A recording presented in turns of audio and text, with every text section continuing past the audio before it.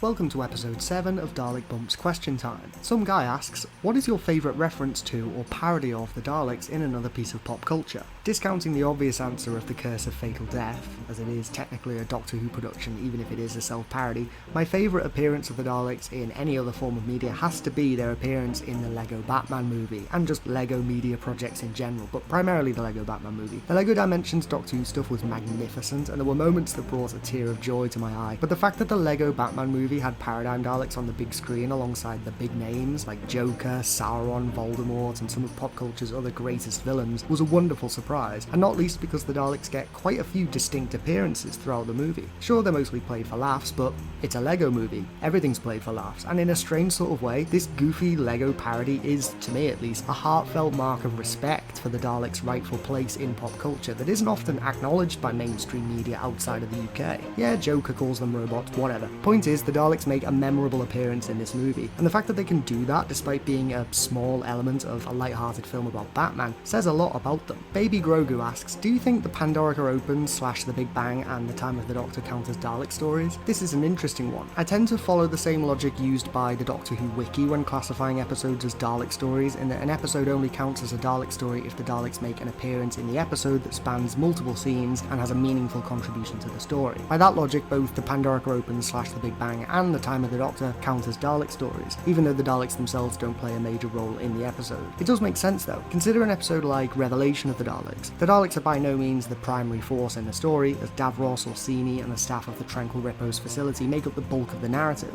yet it is without a doubt a Dalek story. Similarly, the Pandorica Opens / The Big Bang depict events that are primarily influenced by the Daleks, with the latter story even featuring a runaround with the Stone Dalek, and The Time of the Doctor positions the Daleks as its primary antagonists, despite only featuring them briefly. So yes, while it seems weird, the Pandorica Opens / The Big Bang and The Time of the Doctor count as Dalek stories, as does the pilot, which might be a bit more controversial, but it fits the bill. Joel Mole asks, what made you come up with a channel based around Daleks? Honestly, I started posting Dalek clips on this channel as something to do during the COVID-19 lockdown. I was convinced the world would end, I was severely depressed, and I needed something to connect me with other Doctor Who fans, specifically Dalek fans. I had the idea to make Dalek lore and facts videos after publishing my clips, because for each of those I included a little lore tidbit in the description, and over time I noticed more and more comments of people talking about the lore and mentioning how they had never heard it before. So that's when I decided to use my pre-existing knowledge of the Daleks and dedicate myself to learning more about the Daleks to create an archive of Dalek lore and history, in the hope that Doctor Who fans, Dalek fanatics, and maybe even future Doctor Who writers will watch my content and learn information about the Daleks that I've researched and discussed on the channel to help broaden their understanding of what makes the Daleks such an important part of Doctor Who, and an iconic aspect of British pop culture in their own right. I'm so glad I did it though. I've succeeded in my goal of connecting with Dalek fans, and I've also learned a lot about audio recording, video editing, social media management, and much more. I still consider this channel to be somewhat of a garden shed production. I use MS Paint for my thumbnails, and my editing software is kind of primitive, but I'm really proud of the results, and I hope you guys enjoy watching my content. I love making it, and I've really loved answering the questions you guys have been posting.